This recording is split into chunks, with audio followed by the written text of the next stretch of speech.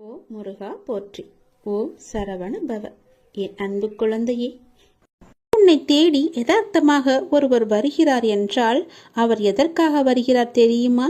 இந்த இடத்திற்கு போனால் கிடைக்கும் என்ற நம்பிக்கையோடு தான் வருகிறார். உன்னால் கொடுக்க முடியும் என்ற நம்பிக்கையோடு தான் வருகிறார். அவருக்கு இருக்கும் நம்பிக்கை உனக்கு இல்லையா? உன்னால் கொடுக்க முடியவில்லையா? எல்லாம் முடியும். நீ ஒரே ஒரு முறை கொடுத்துப்பார். உன்னால் இல்லை என்று சொல்ல முடியாத அளவுக்கு எல்லாமே உன்னை தேடி தானாக வரும். அகண்ட பிரார்த்தனையை நீங்கள் மேற்கொண்டு பாருங்கள். சக மனித உயிர்களின் துன்பத் துயரங்களை காணும்போது இறைவனிடம் அவர்கள் நலம் வாழ மன்றாடி பிரார்த்தனை செய்யுங்கள். இது உங்களின் துயரத்தை நீங்கள் இறையிடம் கூறாமலேயே போக்கக்கூடிய நல்வழியை அமைத்து தரும். நம்மிடம் உள்ளதை நம்மால் முடிந்ததை செய்வது, மற்றவர்கள் நன்றாக இருக்க வேண்டும் என்ற எண்ணம் படைத்தவன் மட்டுமே புண்ணியத்தை செய்ய வேண்டும் என்று நினைப்பான். அப்படிப்பட்ட நல்ல மனம் ஒன்றே போதும் புண்ணியம் செய்வதற்கு. ஆம், புண்ணியம் செய்ய மனம் வேண்டுமே தவிர பணம் தேவையில்லை. உங்கள் மனம் நல்லதையே நினைக்கட்டும், அதுவும் மற்றவர்களுக்காக இருக்கட்டும். இதுதான் புண்ணியம். மற்றவர்களின் துக்கங்களை உங்களது என்று எண்ணி வருந்தி பாருங்கள். உங்களுக்கு கிடைக்காவிட்டாலும் பரவாயில்லை, மற்றவர்களுக்காவது கிடைக்கட்டும் என்று வேண்டிக் கொள்ளுங்கள். மனமுருக வேண்டிக் கொள்ளுங்கள், மனதார வேண்டிக் கொள்ளுங்கள். அனைத்து உயிர்களுக்கும் உங்களுக்கும் தொடர்பு உண்டு என்று எண்ணிக்கொள்ளுங்கள். உங்களால் அனைவருக்கும் அன்பான ஆதரவான எண்ணங்களை அளிக்க முடியும் என்று நினைத்து பாருங்கள். உங்கள் எண்ணங்கள் அனைத்தையும் நிறைவேற்றும் என்று நம்புங்கள். இறைவனை துணைக்கு அழையுங்கள். மற்றவர்களுக்காக உதவ இறைவனிடம் நீங்கள் வேண்டுங்கள். தன்னலமற்ற எண்ணத்தை இவ்வுலகில் பரவ விடுங்கள். அனைவரும் உங்களுக்கு அன்பானவர்களாக மாறிவிடுவார்கள். உங்கள் உள்ளம் மகிழ்ச்சியாகிவிடும். அனைவரும் நிம்மதியாக வாழ்வார்கள். அந்த மகா புண்ணியம் உங்களை மட்டுமே வந்து சேரும். இந்த புண்ணிய செயலுக்கு நீங்கள் செலவு செய்தது என்ன? பிரார்த்தனை மட்டுமே, வேறு ஒன்றுமே கிடையாதே. ஒரு பைசா கூட நீங்கள் செலவு செய்யவில்லை. எங்கும் அலையவும் இல்லை. யாரிடமும் கோபமும் கொள்ளவில்லை. பொய்யும் கூறவில்லை. யாரிடமும் எதற்காகவும் நீங்கள் கையேந்தவும் இல்லை. யாரும் உங்களை குறை கூறப் போவதும் இல்லை. எதையும் நீங்கள் இழக்கப் போவதும் இல்லை. எதையும் இழக்காமல் நீங்கள் புண்ணியத்தை மட்டுமே சம்பாதித்திருக்கிறீர்கள். சரி, இதை எப்படி நாம் செயல் வடிவத்திற்கு கொண்டு வருவது என்பதை பார்ப்போமா? இதை செயல் வடிவத்திற்கு கொண்டு வருவது மிக மிக எளிது. தினமும் ஏதேனும் ஒரு நேரத்தில் யாராவது ஒருவர் நன்றாக இருக்க வேண்டும் என்று எண்ணி பழகிக் கொள்ளுங்கள். இதற்காக நேரம் காலம் எல்லாம் பார்க்க தேவையில்லை. எந்த நேரத்திலும் யாருக்காகவும் எண்ணிக்கொள்ளலாம். ஆரம்பத்தில் சொந்த பந்தங்களுக்காக வேண்டிக் கொள்ளுங்கள். நாளடைவில் கண்ணில் படும் அனைவருக்காகவும் வேண்டிக் கொள்வீர்கள். நாட்கள் செல்ல செல்ல நீங்கள் கேள்விப்பட்டவர்களுக்காகவும் அவர்கள் நல்ல முறையில் வாழவும் நீங்கள் எண்ண துவங்குவீர்கள். நீங்கள் வேண்டிக் கொள்ளும் நபர் பற்றி கவலைப்படாதீர்கள்.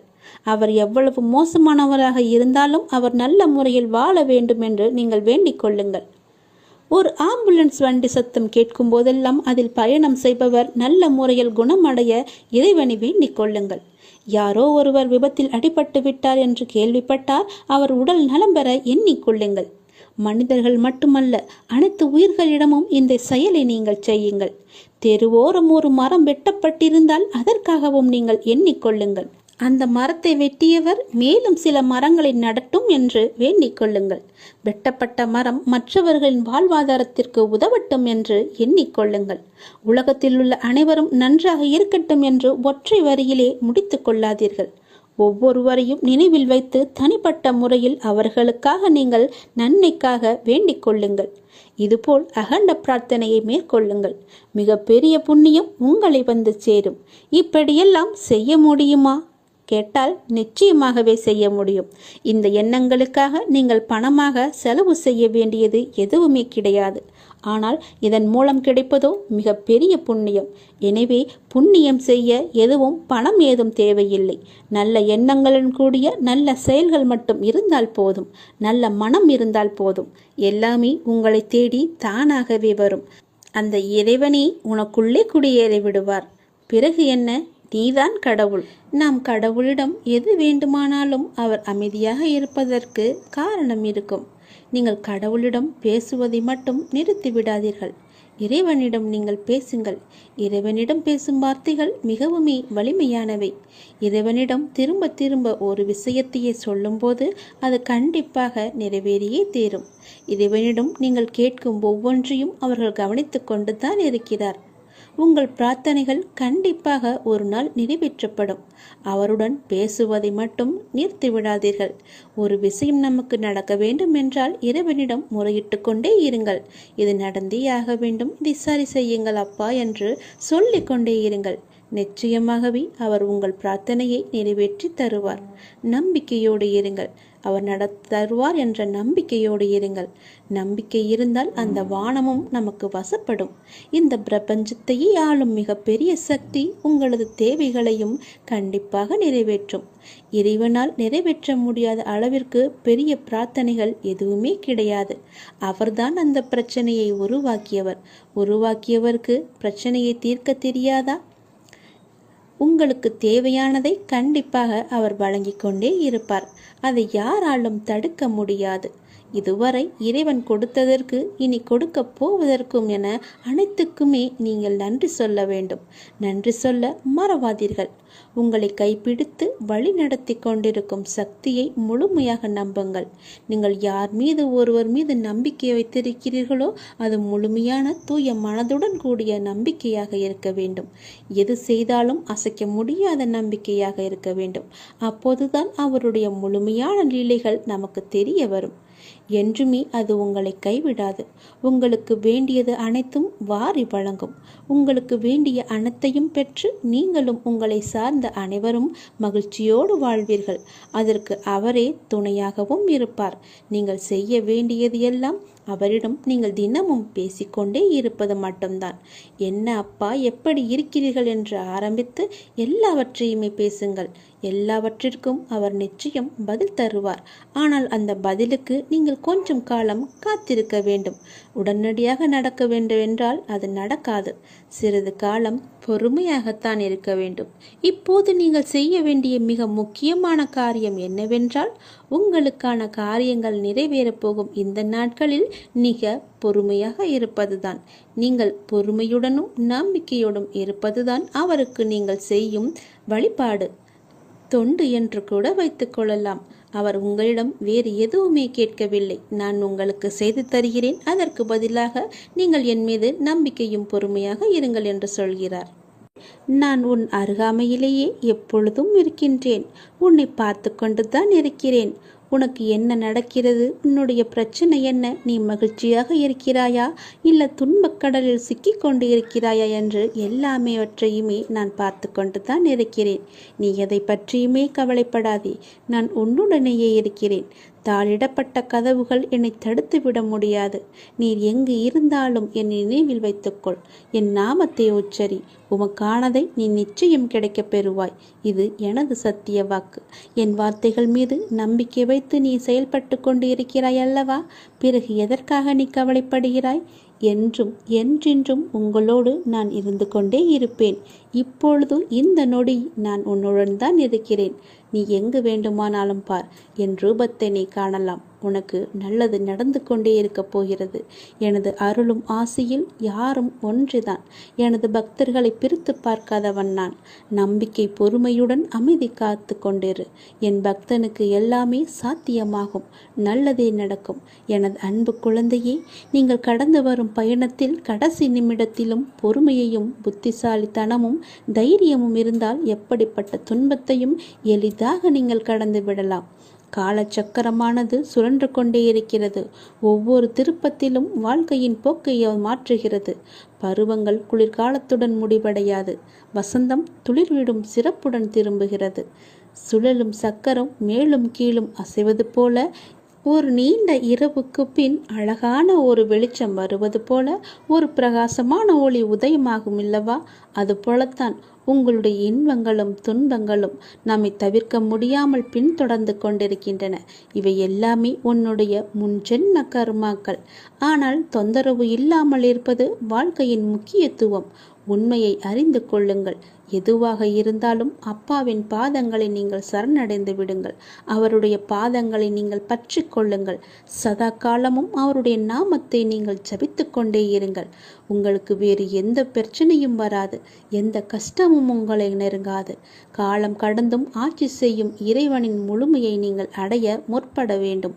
அப்போதுதான் உங்களுக்கு வந்த கஷ்டங்கள் எல்லாம், துன்பங்கள் எல்லாம் காணாமல் போய் நிம்மதி கிடைக்கும், மகிழ்ச்சி நிலைத்து நிற்கும். அவருடைய நாமத்தை நேரம் கிடைக்கும் போதெல்லாம் ஜபித்து கொண்டே இருங்கள். உன்னுடைய முன் ஜென்ம கர்மாக்களை எல்லாம் அழிப்பதற்கு என்னுடைய நாமம் ஒன்றே, என்னுடைய திருநாமம் ஒன்றே உனக்கு சிறப்பான மருந்தாக இருக்கும். வந்த இடம் தெரியாமல் ஓடுவதற்கு, உன்னுடைய கர்மா வந்த இடம் தெரியாமல் ஓடுவதற்கு என்னுடைய நாமத்தை நீ ஜபித்து கொண்டே இரு. இடைவிடாது ஜபித்து கொண்டே இரு. விரைவாகவே உனக்கு ஒரு நல்ல செய்தியை நான் உனக்கு செவி வழியாக கொடுக்கப் போகிறேன். அதை கேட்டதும் எனக்காக ஒரே ஒரு தீபம் ஏற்று உன்னுடைய வீட்டில். வானளவில் உள்ள ஆழம்தான் இந்த உலகம். இந்த மேகங்கள் போலத்தான் வாழ்க்கையும். அதில் வாழ்க்கையை நெறிகளுடன் கூடிய வாழ்க்கையாய் பார்த்து வாழ்பவர்கள் மிக குறைவு.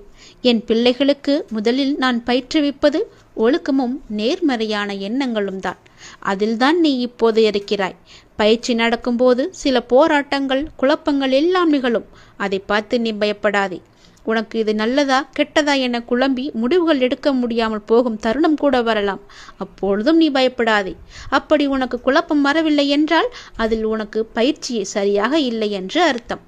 பயிற்சியில் தோல்விகள், வெற்றிகள் என இரு முறைகள் இருக்கின்றன. அதில் நீ வெற்றிக்காக போராடு.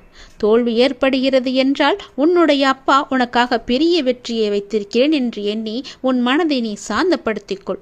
தோல்வி எதிர்நோக்குபவர்கள் சாதனையாளர்கள் என்பதை மனதில் வைத்து என்மேல் நம்பிக்கை வைத்து பொறுமையுடன் காத்து கொண்டிரு. விரைவாகவே நீ கேட்ட நல்ல செய்தியை நான் உனக்கு கொடுக்கப் போகிறேன். அந்த விரைவில் நல்ல செய்தி என் வழியே உன் வீட்டிற்கு வரும், உன் வீடு தேடி வரும். கவலையே படாதே. இனி நீ மகிழ்ச்சியாக இருப்பாய். அந்த செய்தி உன் செவி வந்து சேரும் நேரம் எனக்காக உன் வீட்டில் ஒரே ஒரு தீபம் ஏற்று. உன் தீபத்தின் வழியாக நான் உனக்கு காட்சி தருவேன். உன்னை சுற்றி பார்க்கும் இடமெல்லாம் நானே காட்சி தருவேன். எங்கு பார்த்தாலும் என்னுடைய ரூபமே உனக்கு தெரியும். அதிலிருந்தே நீ தெரிந்து கொள். எனக்கு அப்பனின் அருள் இருக்கிறது என்றும் அப்பன் சொன்னபடியே எல்லாம் நடக்கும் என்றும் உன் மனதை நீ தைரியமாக வைத்துக்கொள், சந்தோஷமாக வைத்துக்கொள். நீ கேட்ட நல்ல செய்திக்கான முதல் அறிகுறி என்னுடைய காட்சித்தான். ஒளியின் ரூபமாக நான் உன் வீட்டிற்கு வருவேன். வந்து உனக்கு காட்சி தருவேன். நீ எங்கு பார்த்தாலும் நான் உன் வீட்டில் முழுவதுமாக இருப்பேன். அப்பொழுது தெரிந்து கொள்ளலாம், நான் கேட்ட நல்ல செய்தியை கொடுக்க என் அப்பா தயாராக இருக்கிறார். அதை பெறுவதற்கு நான் தயாராக இருக்க வேண்டும் என்ற ஆர்வத்தோடு இரு, மகிழ்ச்சியோடு இரு. எல்லாம் எனக்கு தெரியும். நான் பார்த்து கொள்கிறேன். உனக்கானது உன்னிடத்தில் விரைவாகவே வந்து சேரும்.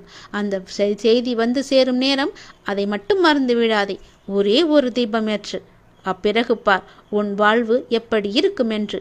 மிக மகிழ்ச்சியாக, ஒளிமயமாக உன் வாழ்வும் இனிக்கும், உன் வீடும் ஜொலிக்கும். இந்த உலகமானது எப்படி வேண்டுமானாலும் மாறலாம். மனிதனாகனவன் எப்படி வேண்டுமானாலும் மாறலாம். எந்த நொடி வேண்டுமானாலும் மாறலாம். உங்கள் மீது நீங்கள் நம்பிக்கை வையுங்கள். வாழ்க்கை எந்த நொடியிலும் மாறும். மனிதர்களிடம் நீங்கள் கவனமாக இருங்கள். எப்போது மாறுவார்கள் என்று யாருக்கும் தெரியாது. நம்மை நாமே பெரிதாக எண்ணிக்கொண்டு அகந்தை கொள்வது கூடாது. சாதாரணமானவர்களாக நம்மை கருதும் போதுதான் நம்மிடம் கருணையும் பணிவும் நல்ல சிந்தனையும் வெளிப்படத் தொடங்கும். எல்லா ஆற்றல்களும் மனிதனுக்கு இயல்பிலேயே இருக்கின்றன. ஆன்மீகத்தின் உதவியால் தடைகளை போக்கி நாம் நிறைநிலையை அடைய வேண்டும். ஆன்மீகத்தின் உதவியால் தீயவர்கள் கூட மகானாக முடியும். இந்த உலகம் இறைவனுக்கு சொந்தமானது. உலக பொருட்களிலெல்லாம் அவரே இருக்கின்றார். இந்த கோணத்தில் பார்க்க தொடங்கிவிட்டால் நம் மனம் உயர்வு பெறும். இங்கொன்றும் அங்கொன்றுமாக நுனிப்புள் மேய்வது போல ஒருபோதும் மேயக்கூடாது. வெற்றி பெறவும் முடியாது நம்மால். எல்லாவற்றையுமே முழுமையாக ஆராய்ந்து அதிலேயே ஈடுபட வேண்டும். கன நேரம் இன்பமாக ஏதோ ஒன்று கிடைக்கலாம். ஆனால் அத்துடன் எல்லாம் முடிந்துவிடும். நம்முடைய இன்பமானது தொடர்ந்து நிலைத்து இருக்கும்படி செய்ய வேண்டும். ஒவ்வொரு நேர்மையான செயலும் அதற்குரிய வெகுமதி தர காத்து கொண்டிருக்கிறது. உணர்ச்சி வசப்பட்டால் முடிவெடுக்க முடியாமல் தடுமாற நேரிடும். உணர்ச்சி வசப்பட்டால் எல்லாமே ஒரு நொடியிலே மாறிவிடும். அதனால் எது செய்தாலும் பொறுமையாக நிதானமாக யோசித்து செய்யுங்கள். கடந்ததை பற்றி வருந்தவோ வருவது பற்றி கற்பனை செய்யவோ வேண்டாம். முயற்சிக்குரிய பலன் ஒருவனுக்கு நிச்சயம் கிடைத்தே தீரும். எதை கண்டுமே நீங்கள் எரிச்சல் படாதீர்கள். எல்லாவற்றையுமே நீங்கள் ஒரு அனுபவ பாடமாக எடுத்துக்கொள்ளுங்கள். நமக்கு எது நடந்தாலும் இது ஒரு அனுபவம் என்று எண்ணிக்கொள்ளுங்கள். மனசாட்சிக்கு கட்டுப்பட்டு நடந்தால் உங்களுடைய வாழ்வு நலம் பெறும். மனம் என்பது கடவுளின் கையில் ஒரு கருவியாக இருக்க வேண்டும். கடவுள் விரும்பும் வழிபாடு உழைப்பு ஒன்றுதான். அவருடைய விருப்பத்தை நாம் பூர்த்தி செய்ய வேண்டும். கடவுள் நம்பிக்கை ஒன்றே மனிதனுக்கு உண்மையான உதவி. கடவுளின் விருப்பப்படி நடக்கட்டும் என எல்லாவற்றையுமே விட்டுவிடுங்கள். உங்கள் தலைகளில் நீங்கள் பாரத்தை ஏற்றுக்கொள்ளாதீர்கள். உங்களுக்கு இன்று நடப்பது எல்லாமே அவருடைய விருப்பப்படிதான் நடக்கின்றது. அவர் விரும்பாமல் எதுவும் உங்களுக்கு நடக்காது. அதனால் அவர் விருப்பப்படி வருவதை அவருடைய போக்கிலேயே விட்டுவிடுங்கள். கடவுளிடம் எல்லாம் நன்றாக இருக்க வேண்டும் என்று பிரார்த்தனை செய்யுங்கள். எல்லாம் உங்கள் இஷ்டப்படியே நடக்கட்டும் என்று அவரிடம் விட்டுவிடுங்கள்.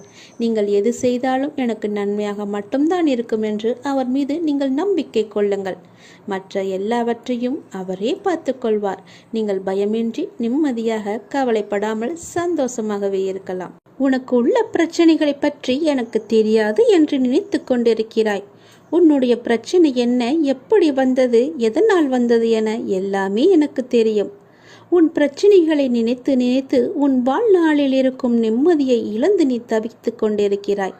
உன் மனதை ரணப்படுத்தி கொண்டு எரிச்சல் பட்டு வாழ்க்கையையே ரணமாக்கி வைத்திருக்கிறாய். அதை எப்படி சரி செய்வது என்று தெரியாமல் இருண்ட காட்டில் நுழைந்தது போல திக்கிட்டு இருக்கிறாய். இதனால் வாழும் வாழ்க்கையே உனக்கு நரகமாக தோன்றுகிறது. ஒரு விஷயம் உனக்கு பிடிக்கவில்லை என்றால் அதை நீ விட்டுவிடு. விரும்பாமல் ஏற்றுக்கொள்வது சரியல்ல. உனக்கு நீயே செய்யும் தீமை. உனக்கு நீயே வேஷம் போடுகிறாய் என்ற அர்த்தம். உனக்கு அது நிம்மதி தராது. மற்றவர்களுக்கும் நிம்மதி இல்லாத சூழலை உருவாக்கும். அதை விட்டு நகன்று விடுவதுதான் சிறந்தது உனக்கு. அமைதியாய் போவதில் தவறு இல்லை. ஆனால் அந்த அமைதியை ஏற்க முடியாமல் சில பேர் இருப்பார்கள். காரணம், உன்னிடம் பேசி பழகிவிட்டார்கள். அவர்களுக்கு அது ஏற்றுக்கொள்ளக்கூடியதாக இருக்காது. அவர்கள் செய்யும் சில விஷயங்கள் வருத்தத்தை ஏற்படுத்தியது என்றால் மனம் வருந்தாமல் அமைதியாக நீ விலகிவிடு. அவர்களுக்கு நீ விட்டு சென்றதாக தோன்றும். உண்மையான காரணத்தை அவர்களுக்கு நீ உணர்த்த வேண்டுமென்று அலையாதே. உன்னை புரிந்தவர்களாக இருந்தால் அது அவர்களுக்கு தெரியும். அவர்கள் செய்த தவறு என்ன, எதற்காக நீ அமைதியாக இருக்கிறாய் என்று. இதையெல்லாம் ஒரு விஷயமாக எடுத்துக்கொண்டு நீ கலங்காதே. அதை மற்றவர்களிடம் கோபமாய் வெளிப்படுத்துகிறாய். அப்படி அவர்கள் என்ன செய்தார்கள்? கோபத்தையும் எரிச்சலையும் விடு. உன்னை காயப்படுத்தினது நியாயமில்லைதான். அதற்காக அந்த கோபத்தை மற்றவர்களிடம் காண்பிப்பது மிகவும் தவறு. நிம்மதியுடனும் சந்தோஷத்துடனும் வாழ அதற்கான எல்லா முயற்சியிலும் உன்னை நான் ஈடுபடுத்தி செய்ய வைப்பேன். நானே துணை நின்று உன்னை காப்பேன். நீங்கள் வாழ பிறந்திருக்கிறீர்கள். வாழ்வை அனுபவித்து வாழ வேண்டும். அதற்கு தடையாக உள்ள கஷ்டங்களையும் பிரச்சனைகளையும் வேறு விதமான சூழல்களையும் நீக்கி எல்லாவற்றிலும் சம்பூர்ணமாக வாழ வேண்டும் என்பதே இந்த அப்பாவின் விருப்பம். அப்பாவின் விருப்பம் உங்கள் வாழ்க்கையில் நடைமுறைக்கு வர வேண்டும் என்றால் அப்பா உங்கள் மனதில் இருக்க வேண்டும். அப்பா என் மனதில் இருப்பதை எப்படி அறிந்து கொள்வது என நீ கேட்கலாம். எந்த மனதில் அமைதியும் சாந்தமும் நிலவுகிறதோ, எந்த மனம் எப்போதும் அன்பினால் நெகிழ்கிறதோ, எந்த மனம் எப்பொழுதும் பொறுமை காக்கின்றதோ, எந்த மனம் அனைத்தையும் சகித்து கொண்டு போகிறதோ அந்த மனதில்தான் அப்பா முழுமையாக இருக்கிறார். சில நேரங்களில் கஷ்டம் கலங்கச் செய்யும், வேதனை திகைக்க வைக்கும், பிரச்சனைகள் மூழ்கடிப்பது போல தெரியும். ஆனால் திகைக்கக்கூடாது. எதையும் முன் ஜென்மத்து வினை என எடுத்துக்கொண்டு இனி வரும் நாட்களில் நாம் நன்றாக இருப்பதற்காக இந்த நிலையை அப்பா தருகிறார் என ஏற்றுக்கொள்ள வேண்டும். மனநிலை மற்றும் மாறுதல்களுக்கு மௌன சாட்சியாக இருப்பவன் இறைவன். அப்பா எனக்கு எதையும் செய்யவில்லை என கதறி அழுத நாட்கள் உண்டு. அழுத நாட்கள் எல்லாமே முடிந்து போகும். ஆனந்தமான காலம் உங்களுக்காக காத்திருக்கிறது. மரம் இலைகளை உதிர்க்க ஆரம்பித்து மொட்டையாகி நின்றால் மரம் பட்டுவிட்டது என நாம் கதறுவது கிடையாதே. இது இலையுதிர் காலம், இனி வசந்த காலம் வரும் என்பதை நினைத்து நாம் காத்திருப்போம் இல்லையா? அப்படியேதான் உங்களுடைய வாழ்க்கையும். இந்த துன்ப நாட்கள் எல்லாமே முடிவுக்கு வரும். முடிவுக்கு வந்து உங்களுக்கு இன்பம் சேரப்போகிறது. அன்றைக்கு நீங்கள் தகுதியாக இருப்பதற்கு இந்த கஷ்டம் என்ற பயிற்சி உங்களுக்கு அளிக்கப்படுகிறது. அப்பா எப்படி முழுமையானவரோ அப்படியே நீங்கள் முழுமையான தன்மை உடையவர்கள். அவரே முழுமையை நோக்கி உங்களை அழைத்து செல்வார். எதை பற்றியுமே நீ கவலைப்படாதே. உன்னோடு நான் எப்போதுமே இருப்பேன்.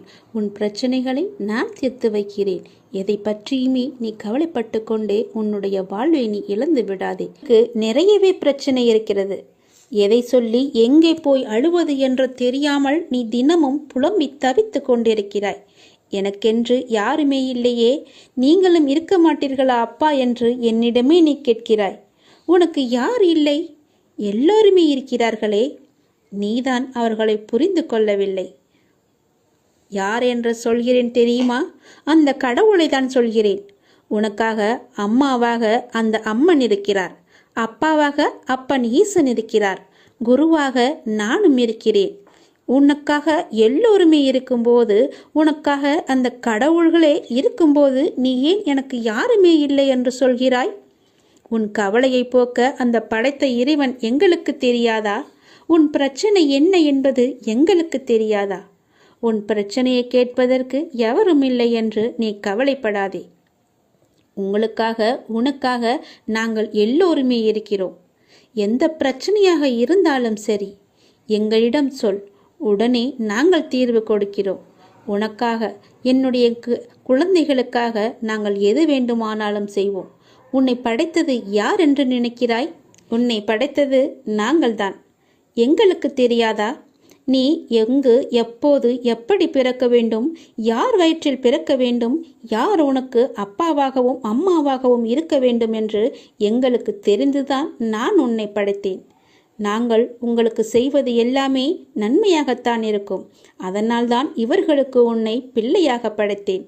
இப்போது நடந்தது, இதற்கு முன்பு நடந்தது, இனிமேல் நடக்கப் போவது எல்லாமே எங்களுக்கு தெரிந்துதான் நடக்கிறது என்பதை நீ ஏன் மறந்துவிட்டாய்? உன்னுடைய கவலைகளை பற்றி எங்களுக்கு தெரியாதா? உன்னுடைய பிரச்சனைகள் எல்லாமே தீரும் நேரத்தை நீ நெருங்கிவிட்டாய். நீ இதுவரை அனுபவித்தது பூர்வ ஜென்ம, முந்தைய ஜென்ம கர்மாவின் பலன்தான். மிச்சம் இருந்தது, அது இப்போது முழுவதுமாகவே தீர்ந்துவிட்டது. இன்னும் நான் உனக்கு நிறையவே கொடுக்கப் போகிறோம். அதை பெறுவதற்கு நீ தயாராக இரு. என்ன கஷ்டத்தை கொடுக்கப் போகிறீர்களா என்றுதானே நீ கேட்கிறாய்? அவ்வளவு சோதனைகளை நீ தாங்கி இருக்கிறாய். அவ்வளவு பிரச்சனைகளை நீ பார்த்து இருக்கிறாய். கவலைப்படாதே. இனி வருவது உனக்கு பிரச்சனை அல்ல, உனக்கு கவலையும் அல்ல, உனக்கு சந்தோஷம்தான். உன்னுடைய பிரச்சனைகள் எல்லாமே முடிந்து விட்டது. அதற்கு தீர்வும் நீ கண்டுவிட்டாய். இனி நடக்கப் போவது எல்லாமே உனக்கு ஜெயமாகவே இருக்கும், சந்தோஷமாகவே இருக்கும். நீ கேட்டது அனைத்துமே உங்களுக்கு கிடைக்கும். நீ எதிர்பார்த்தபடியே உன்னுடைய வாழ்க்கை நிச்சயமாகவே அமையும். என் வார்த்தையை நம்பு. உன்னை நான் படைத்தேன்.